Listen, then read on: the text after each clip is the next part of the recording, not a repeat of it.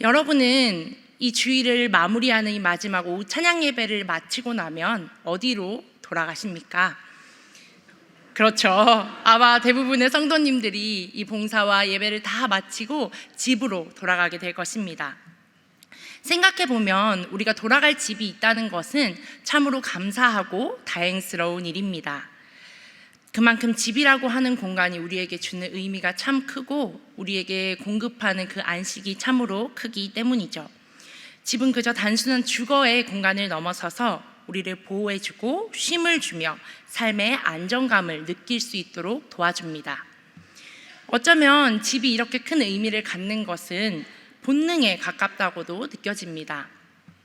갓난아이들만 하더라도 집을 벗어나게 되면 굉장히 불안해하는 것을 보게 됩니다. 잠자리가 바뀌게 되면 쉽게 잠을 이루지 못하고 밤새 뒤척이거나 보채는 아이들이 많이 있죠. 꼭 갓난아이들 뿐만이 아닙니다. 우리가 오늘 이 귀여운 아동 일부 친구들과 같이 예배를 드리고 있는데 이 어린아이들이 정말 많이 하는 말 중에 하나가 집에 가고 싶어요, 집에 갈래요, 이런 말입니다. 지금도 집에 가고 싶어하는 아이가 있을지도 모르겠는데 저희가 여름 성경학교나 겨울 성경학교를 하게 되면 종종 교회나 기도원에서 같이 합숙을 하게 됩니다. 그때 매년 꼭 2-3명씩은 울면서 집에 가고 싶다고 말을 하는 것이죠. 그게 캠프가 너무 재미가 없거나 무슨 사건이 있어서 그렇다면 이해를 하겠지만 하루 종일 너무 씩씩하게 잘 놀고 잘 먹고 잘 지내던 아이가 이제 잠들 시간이 가까워오면 갑자기 울상이 돼서 나는 단 한 번도 즐거웠던 적이 없다는 것처럼 막 집에 가고 싶다고 얘기해서 열심히 봉사하는 우리 선생님들을 왠지 억울하게 만드는 것이죠. 평소에도 아이들은 조금 지루하거나 따분하거나 아니면 어딘가 불안정하고 불편한 순간을 만나게 되면 엄마 집에 언제 가요? 아빠 집에 언제 가요? 이런 말을 많이 하면서 집으로 돌아가기를 재촉합니다. 그만큼 아이들에게 집이라는 공간이 주는 안정감이 크다라는 것이겠죠. 그런데 우리의 삶에서 이렇게 큰 안정감을 주는 집이라는 공간은 나이가 들고 성인이 되면서 점차 다른 의미로 우리에게 다가오게 됩니다. 물론 우리 어른들에게도 돌아갈 집이 있다는 사실과 집으로부터 이 공급받는 안정감의 의미는 매우 큰 것이 틀림없습니다. 그렇지만 그 의미가 큰 만큼 우리가 어떤 집을 어디에 또 어떻게 마련할 것인가 하는 숙제가 주어지게 된다는 것이죠. 특별히 우리나라의 주거 문제는 매우 심각한 수준에 있습니다. 대한민국 건국 이래로 단기적인 상승이나 하락을 제외하고 나면 우리나라의 집값은 꾸준히 상승해 왔고 외환위기나 금융위기 같은 것들을 거치면서 저성장 시기에 들어서고 난 뒤부터는 이 주거 문제가 날로 심각해져만 갔습니다. 그 중에서도 매우 심각한 것이 바로 청년 주거 문제라고 할 수 있는데 우리 주변에도 보면 지하나 옥탑이나 고시원 같은데 좀 열악한 주거 환경에 거주하는 청년들을 쉽게 찾아볼 수 있고 이러한 청년들의 집 문제는 꿈을 펼치고 더 큰 미래로 나아가야 할 그 청년들의 발목을 붙잡기도 합니다. 내 집 마련이라고 하는 그 목표는 더 이상 삶의 원동력이나 꿈을 주기보다 삶의 짐과 근심의 문제가 되어버렸습니다. 집을 마련한다 하더라도 근본적인 문제가 다 해결되는 것은 아니죠. 마치 내가 살고 있는 그 집이 나와 내 가족의 가치나 수준을 결정하는 것만 같은 이 사회적인 분위기 안에서 조금이라도 더 넓은 공간, 더 쾌적한 환경, 더 좋은 위치로 가진 집을 옮겨가고자 계속해서 우리는 걱정하고 조급해한다라고 하는 것입니다. 오늘 말씀에서 우리는 우리의 가장 큰 안정감이자 동시에 가장 큰 걱정이기도 한 집, 다시 말해 거주할 곳에 대한 말씀을 발견하게 됩니다. 본문 요한복음 14장은 흔히 예수님의 다락방 강화라고 불리는 요한복음 13장부터 17장까지의 말씀에 포함되어 있는 말씀인데요. 예수님께서 잡히시기 전에 마지막으로 제자들과 함께 나눈 유월절 식사 자리에서 예수님이 나누신 말씀을 다루고 있습니다. 앞선 13장 말씀을 보면 예수님께서는 제자들을 불러내어 그 한 사람 한 사람의 발을 씻겨주시고 부활 승천에 대한 예견적 말씀을 전하시는가 하면 가룟 유다가 예수님을 팔 것에 대해서, 그리고 베드로가 부인할 것에 대해서 제자들에게 말씀하십니다. 이렇게 여느 때와는 어딘지 좀 다른 예수님의 모습과 이해할 수 없는 말과 행동을 통해 제자들은 큰 혼란과 불안을 느끼게 되었을 것입니다.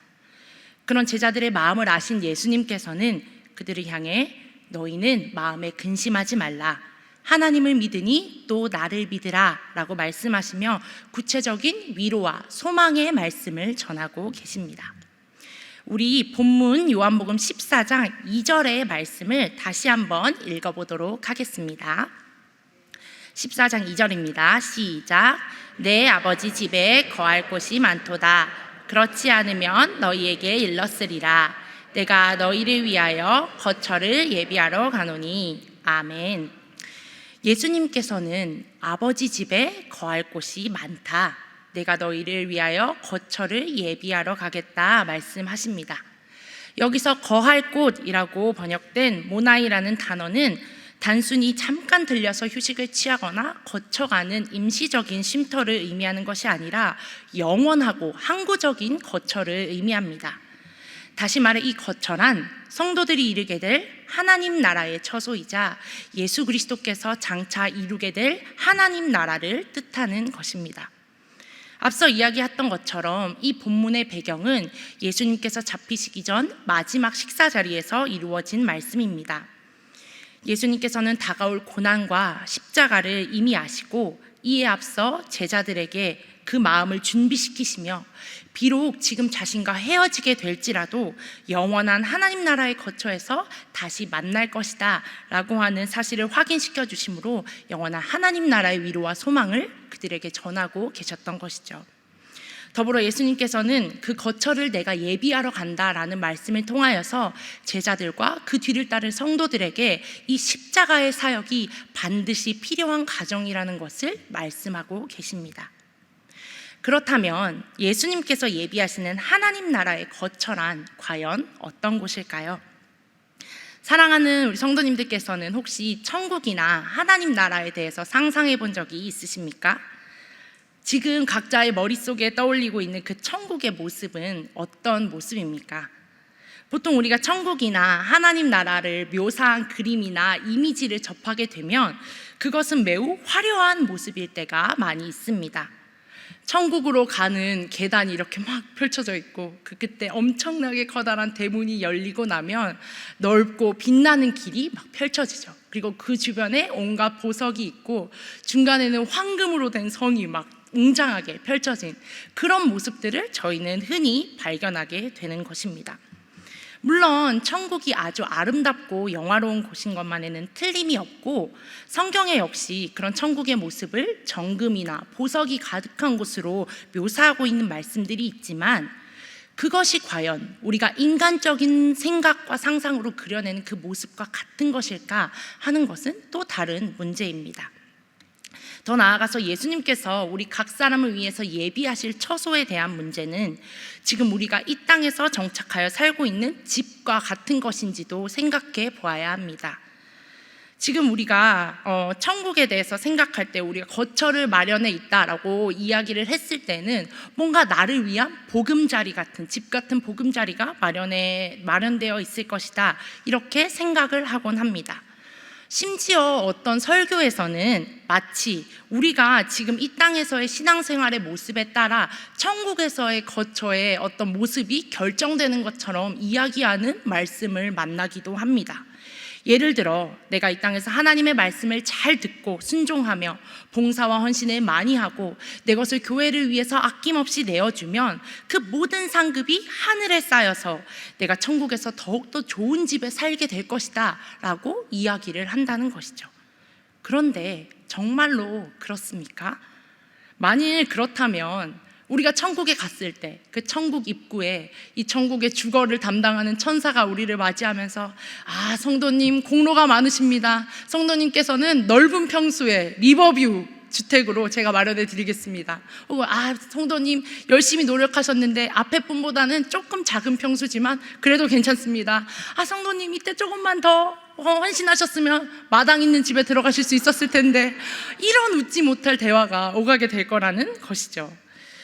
그런데 우리가 아주 단순히 생각해 보아도 슬픔과 근심이 없고 평등하고 평화로운 그 천국에 하나님 나라에 큰 집과 작은 집, 좋은 집과 나쁜 집이 존재한다는 자체가 말이 되지 않는다는 것이죠. 예수님께서 말씀하시는 거할 곳, 그 예비하실 거처는 결코 그런 모습이 아닙니다. 예수님께서 예비하실 하나님 나라의 본질은 바로 3절 말씀을 통해서 발견할 수가 있습니다. 우리 3절 말씀도 함께 읽어보도록 하겠습니다. 시작. 가서 너희를 위하여 거처를 예비하면 내가 다시 와서 너희를 내게로 영접하여 나 있는 곳에 너희도 있게 하리라. 아멘. 나 있는 곳에 너희도 있게 하리라. 내가 있는 곳에 너희도 있게 하리라. 예수님께서 마련하시는 그 거처의 본질은 바로 예수님께서 거기에 계신다라는 사실에 있습니다. 우리가 소망하는 그 하나님 나라의 본질은 하나님께서 영원히 거기에 계신다라는 것에 있습니다. 우리는 거처 혹은 거할 곳이라는 표현을 그저 공간의 차원으로 이해하곤 합니다. 마치 우리가 집에서 안정감을 느끼는 그런 것처럼 어떠한 공간이 주는 안락함이나 편안함으로 하나님 나라의 거처를 생각하게 된다는 것이죠. 그러나 하나님 나라가 우리에게 주는 평안과 소망은 단순히 공간적인 그 차원을 넘어서서 그 공간마저도 창조하시고 다스리시고 그 너머에서 역사하시는 하나님으로부터 오는 것인 줄로 믿습니다. 온갖 화려한 모습과 빛나는 모양 때문이 아니라 온전하고 완전하신 하나님이 거기에 계심으로 인하여서 그 하나님이 고아와 같이 우리를 버려두지 아니하시고 우리와 영원히 함께 하심으로 인하여서 그 나라에 소망이 있다라는 것입니다. 사실 생각해보면 우리가 집으로부터 느끼는 안정감 역시도 근본적으로는 그 집이라는 공간 자체로부터만 얻어지는 것이 아닙니다. 그 집이 우리에게 제공하는 휴식이나 쉼, 그리고 외부적인 어려움이나 위험으로부터 우리를 보호해 줄 때 느끼는 그 안정감, 그 집에서 함께 살아가는 사람들로부터 느끼는 사랑과 평안, 이런 것들이 우리로 하여금 안정적이다라고 느끼게 하는 것이죠. 어린 아이들과 같은 경우에는 더더욱 그러할 것입니다.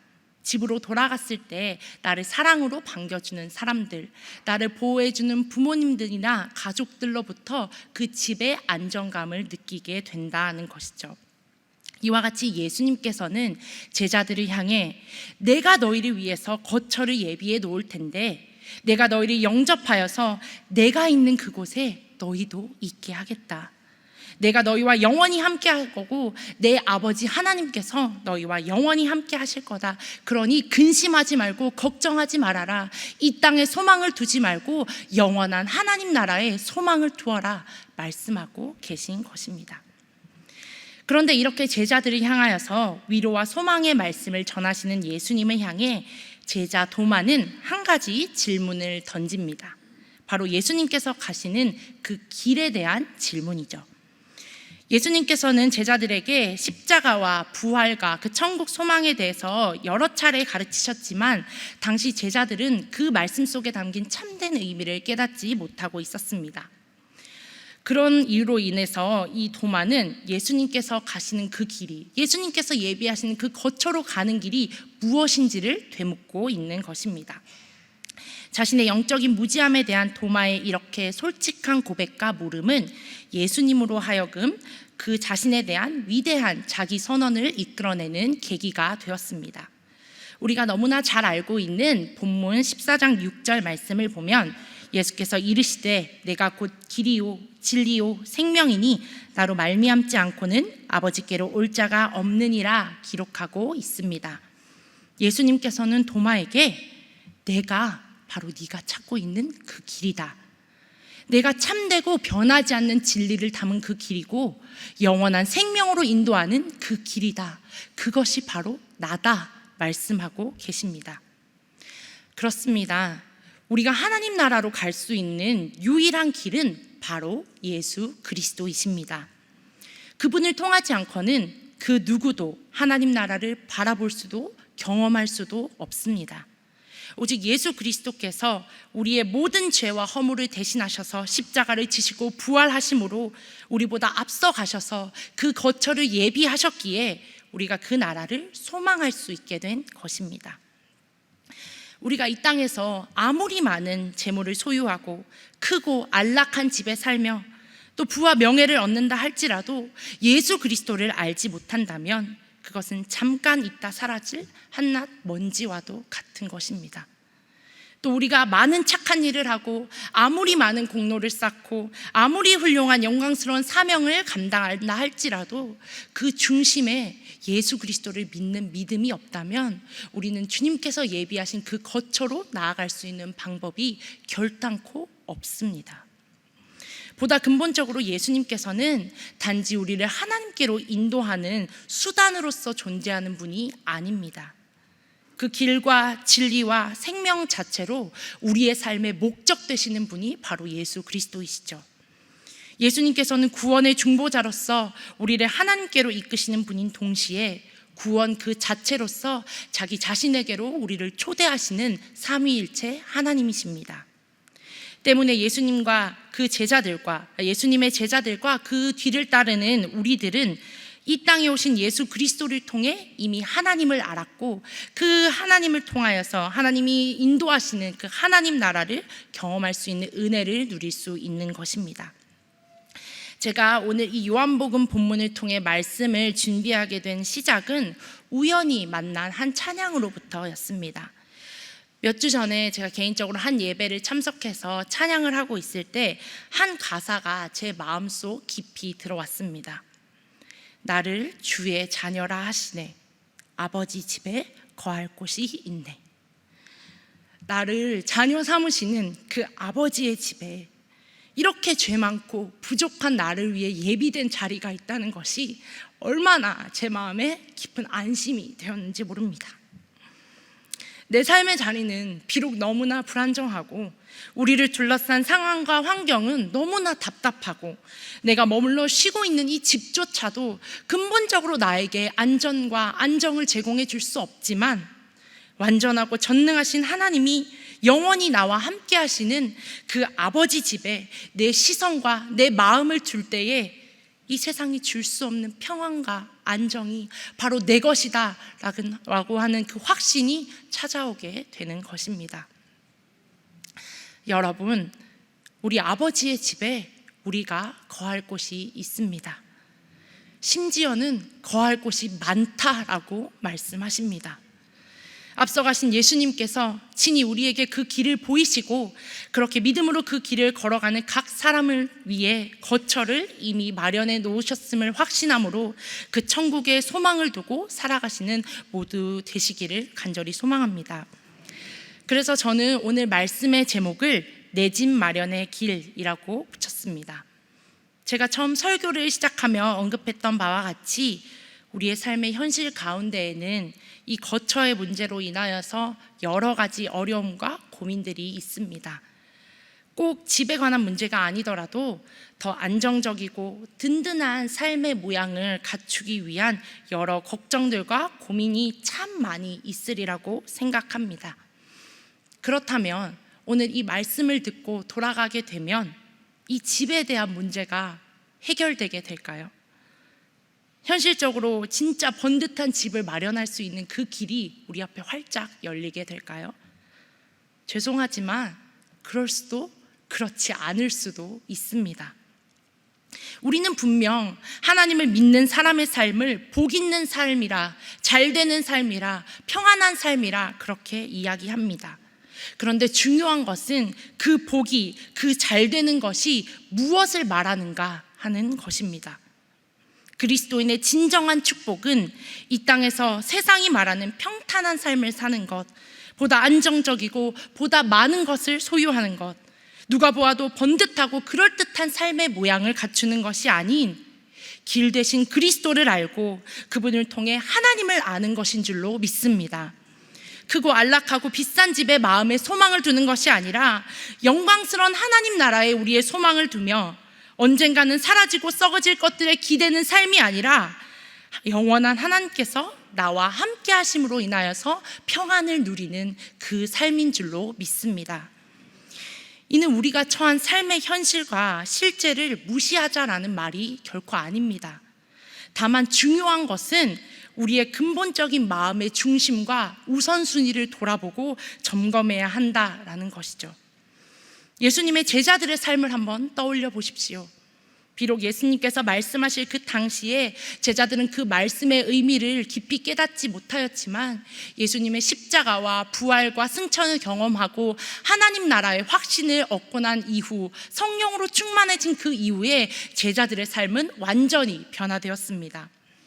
우리를 안락하게 만드는 집 한 채, 방 한 칸은커녕 박해를 피해서 이리저리 쫓겨다니고 숨어다니는 신세가 됐음에도 불구하고 그들이 기뻐하며 순교조차 두려워하지 않는 강한 믿음의 삶을 살아갈 수 있었던 것은 그들이 하나님 한 분만을 그들의 참된 안식처로 삼았기 때문입니다. 비록 우리의 삶이 때때로 힘들고 어려울지라도 그것에만 집중하고 몰두하여 전전긍긍하고 일희일비하는 그런 삶이 아니라, 그럼에도 불구하고 나를 위해 거처를 예비하신 그 아버지 집을 바라보면서 그것을 나의 안정감으로 삼고 그 하나님의 함께하심을 의지함으로 우리의 매일매일의 삶을 담대하게 살아가시는 우리 모두가 되기를 간절히 소망합니다. 끝으로 우리는 오늘 아동 일부 주간 예배를 드리고 있습니다. 아이들과 함께 예배를 드리면서 시간을 보내다 보면 우리 아이들의 이 순수한 마음과 깨끗한 믿음이 하나님 보시기에 얼마나 아름다울까 하는 마음이 드는 동시에 하나님의 말씀에 참으로 도전하는 거짓된 가치가 팽배하고 우리 한 몸 건사하기 힘들다고 말하는 이 세상 가운데에서 우리 아이들을 어떻게 잘 양육할 수 있을까 하는 걱정이, 무거운 마음이 찾아오곤 합니다. 제가 오늘 계속해서 집에 대한 이야기를 하고 있는데요. 새로운 집이 지어지거나 이사를 하기 위해 집을 고를 때 사람들에게 미리 보이기 위해 그 실제의 집 내부와 똑같이 만들어 놓은 집을 바로 모델하우스라고 합니다. 모델하우스를 통해 실제 집에서의 삶을 예측하고 체험해 볼 수 있는 기회를 얻는 것이죠. 저는 사랑하는 우리 다음 세대들에게 있어서 각 가정과 우리 교회가 이런 모델하우스와 같은 역할을 감당할 수 있기를 소망합니다. 이 세상에서 제시하는 지식과 학력을 요구하기보다 하나님 알기를 힘쓰기를 가르치며 부와 재물을 쌓기보다 하나님의 말씀을 견고하게 쌓아가고 썩어질 것들이 주는 잠깐의 안락함에 기대는 그 삶이 아니라 영원한 하나님 나라로부터 얻는 그 삶의 가치를 전해주는 우리가 될 때, 말로만이 아니라 삶으로 본을 보여 가르치는 우리가 될 때에 사랑하는 우리 아이들이 하나님 나라를 꿈꾸며 그 나라를 이루어가는 믿음의 사람으로 자라게 되리라 확신합니다. 우리 그러한 소망을 담아 마지막으로 옆 사람과 이렇게 인사하도록 하겠습니다. 아버지 집에 거할 곳이 많습니다. 그렇습니다. 아버지 집에 거할 곳이 많습니다. 이것을 우리의 평생의 마음의 소망으로 품고 살아가시는 사랑하는 모든 신일의 성도님들과 우리 사랑하는 아동일부 되기를 간절히 소망합니다. 기도하도록 하겠습니다.